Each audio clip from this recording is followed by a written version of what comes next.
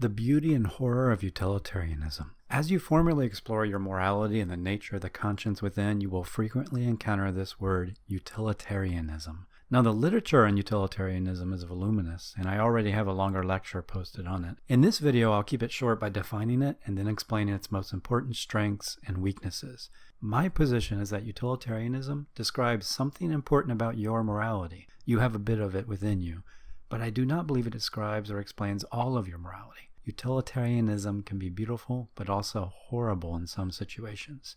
Keep this in mind too as you explore the ethical theories like utilitarianism and deontology. These theories are not merely prescriptive theories that tell you how you ought to act so as to be moral. No, they're much more interesting than that, for they are descriptive theories that describe important aspects of your morality, your deep conscience. Utilitarianism, I believe, identifies something that your deep conscience is doing, and so it helps you understand a part of yourself that is older than you or your culture. Okay, let's begin. Let's start with a definition and examples. Utilitarianism is the idea that we ought to do what brings about the best overall situation by choosing the act that creates the greatest net balance of happiness over unhappiness. So in the Elements of Moral Philosophy, James Rachels reduces utilitarianism to three central claims. Number one, only the consequences matter in morality. So it's a consequentialist moral theory. Number two, each person counts the same. So it's an impartial moral theory. Number three, the morally right decision is the one that maximizes net pleasure or happiness. So the following examples may clarify the meaning of utilitarianism. Number one, if jumping on the grenade would kill yourself but save 5 children, then utilitarianism, or the utilitarian sentiment in you, implies that it's morally good to sacrifice yourself to save others. Number two, there are laws against drunk driving because such acts cause unnecessary death and suffering. And these laws are utilitarian in that they seek to promote the greater good or the general welfare. Utilitarianism is the foundation of the cost-benefit analyses that occurs every day at the public policy level.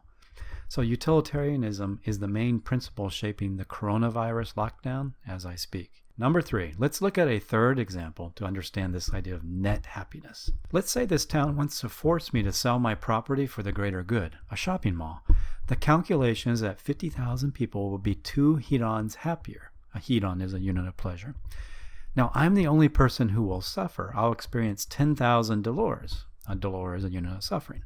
So let's do the math. 50,000 times 2 equals 100,000 hedons minus my 10,000 dolors, and the result is 90,000 hedons of net happiness. So no other action, including no action at all, will result in such high net happiness. And so it follows that they should force me to sell my property to build a shopping mall. Welcome to utilitarianism. Now notice utilitarianism is not ethical egoism because it bases morality on the consideration of all people when calculating net happiness, whereas ethical egoism ultimately focuses only on yourself. Nor is it relativism or subjectivism, since utilitarianism bases morality on net happiness instead of cultural or individual approval. Nor is it deontology, since it doesn't recognize rape, for example, as intrinsically wrong. Rape is only wrong, according to utilitarianism, if it does not maximize future net happiness. Okay, now that we have a clear idea of utilitarianism, let's look at its strengths. Utilitarianism has many strengths, which is why some philosophers identify as utilitarian. It's flexible, it considers the happiness of everyone in an impartial way, it's partly based on altruism and empathy, and much more. It's also quite common. When you debate moral issues, you are often, whether you know it or not, appealing to utilitarian principles. You use utilitarianism when praising those who sacrifice themselves for others, when arguing about the duty to get vaccinated, when supporting social distancing measures in relation to the coronavirus, and when arguing about future net happiness of babies and mothers on the abortion topic, and so much more. But I believe the central strength of utilitarianism is this. When you are in a moral mode, you are considering the effects that your actions will have on the happiness and well-being of other people, and you're motivated by that. Utilitarianism seems to describe this aspect of your morality, your deep conscience, very well. Okay, great. So what are the weaknesses? There are many weaknesses, cases in which following utilitarianism seems to be horrible. And this leads many philosophers like myself to believe that one needs more than utilitarianism to live a good life and to understand morality. Let's explore two of these weaknesses. First, the main weakness or objection to utilitarianism being a sufficient description of your morality and a good guide to life is the justice and rights objection. This objection takes many forms, but the central idea is that utilitarianism implies some obviously wrong acts are right simply because they maximize net happiness. And the problem is you believe people have rights and there are some things you shouldn't do to people, even if doing so would probably maximize net happiness. Now, to illustrate this objection, most introductory ethics textbooks use the organ case. According to utilitarianism, it seems okay for a doctor to secretly kill a person for his organs if doing so would maximize net happiness. And it would do so by, say, saving 5 lives. If all is based on future net happiness, then it's okay to ignore the so-called rights of one person, to kill him for the greater good. But we do not need to use hypothetical thought experiments. People have used utilitarian principles in history to argue that slavery of a minority group is okay because it's for the greater good. Raping women in a captured territory is okay because it's for the greater good. Doing cruel experiments on animals to make great perfume is okay because it increases net happiness. Dropping atomic bombs on children and other non-combatants is okay because the ends justify the means.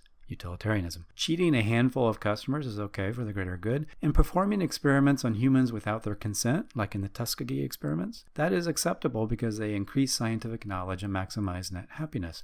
Currently, I believe there's good evidence that China is killing people for their organs. You can go to China and get a kidney for $60,000 in 4 weeks, or wait 5 years in the US. So these are real-world cases, but many fictional works also critique utilitarianism, like Le Guin's The Ones Who Walk Away from the Yomelos. While I have nothing against utilitarian cost-benefit analyses, which are so necessary at the public policy level, there are some cases in which it leads to immoral actions, and so I don't believe morality is based solely on utilitarianism. Again, the central problem with utilitarianism is that it violates an important aspect of your morality: justice and right. Some acts are wrong even if they maximize net happiness. Now, you can also get at this central weakness of utilitarianism with these types of questions. Do you really have to think about the future consequences of child rape to know that it's wrong? Do you really have to have good reasons for believing slavery will result in net suffering to know that it's wrong? I don't think so. Your conscience kicks in and says these acts are wrong, intrinsically wrong. It doesn't matter how much net happiness may result. Now, we'll later explore why your conscience believes they are intrinsically wrong, but one idea is this. Your conscience kicks in and says no whenever an act involves treating a person as a mere thing or means, or mere means. Your conscience kicks in when you treat others as instrumentally valuable instead of intrinsically valuable. Again, the main problem with utilitarianism is it does not recognize child rape, slavery, evil medical experiments, torturing one child to death for the greater good. It doesn't recognize those as fundamentally or intrinsically wrong. Under utilitarianism, they could be okay if it resulted in net happiness. At this point, you may wonder, great, how do utilitarians defend themselves? Well, utilitarians are put in the unenviable position of arguing that these horrible acts against the few will never result in net happiness. So you must consult the voluminous literature to see the specifics of how utilitarians respond. But in general, they first distinguish between act and rule utilitarianism.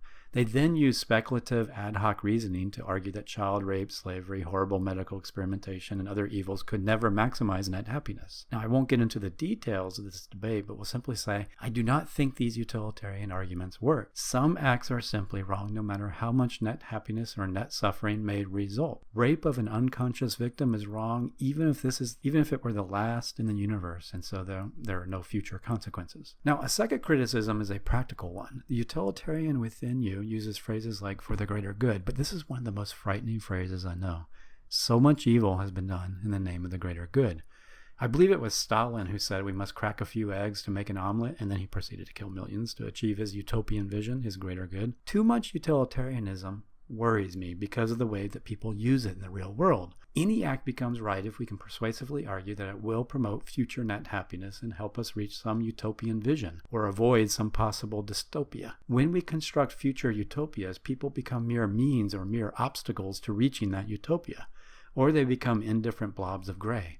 People are willing to do anything to achieve their utopias. or avoid their speculative dystopias. Reducing morality to nothing but future net happiness reduces the intrinsic value of each human right now. I believe horrible evils will be committed in the future as they have in the past because someone will convince you that the world will end if we don't do some unjust action. So to conclude, slavery, child rape, and other evils are wrong even if they result in net happiness and even if they are the last actions in the universe.